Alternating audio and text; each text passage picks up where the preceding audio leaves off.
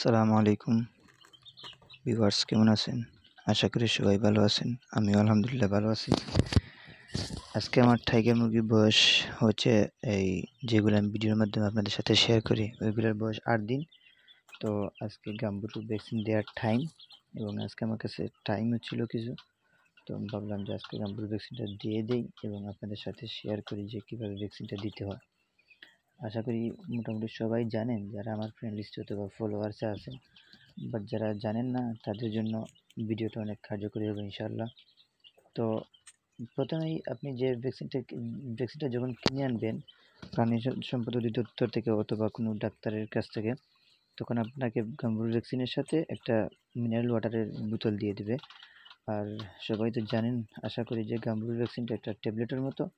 তো প্রথমে আপনারা কি করবেন, এই মিনারেল ওয়াটারটা একটা সিরিঞ্জের মধ্যে নিয়ে ওইটা ইয়েতে দিবেন, গাম্বুরু ভ্যাকসিনের বোতলটাতে দিবেন, দিয়ে একটু জাকিয়ে তারপর ওই বোতলে আবার ভরবেন।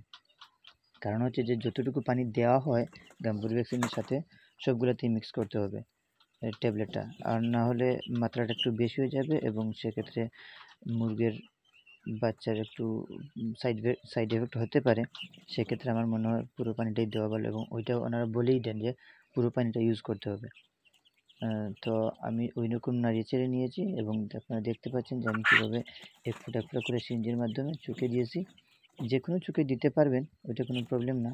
বাট আমি আমার লাস্ট টাইম রানীক্ষেতের ভ্যাকসিনটা দিয়েছিলাম বাম চোখে, তো সেই ক্ষেত্রে আমি ডান চোখে দিচ্ছি। বাট ওটা কোনো ব্যাপার না, আপনি যে কোনো চোখেই দিতে পারবেন। এবং দেওয়ার সময় একটু ভালো করে খেয়াল করবেন যাতে ফোঁটাটা চোখে পড়ে, যে ভ্যাকসিনের পানিটা আপনি ওটা চোখে দিবেন ওটা যাতে চোখে পড়ে।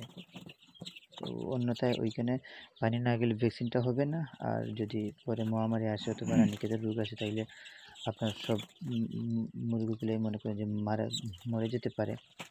তো সেই জন্য খেয়াল করবেন যে সবগুলো চোখে পড়তেছে কি না, একটু খেয়াল করে দিয়ে দিবেন।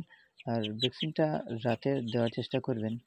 আমার যেহেতু মুরগ অনেক কম, সেক্ষেত্রে আমি লাইটটা জ্বালিয়ে দিচ্ছি। বাট যদি আপনি রাতে দেন এবং লাইট অফ করে দেন, তাহলে মুরগিগুলো নাড়াচাড়া করবে না। আর দৌড়াদৌড়ি না করলে আপনার ভ্যাকসিনটা দিতে অসুবিধা হবে। সেক্ষেত্রে রাতে দেওয়াটাই অনেক ভালো।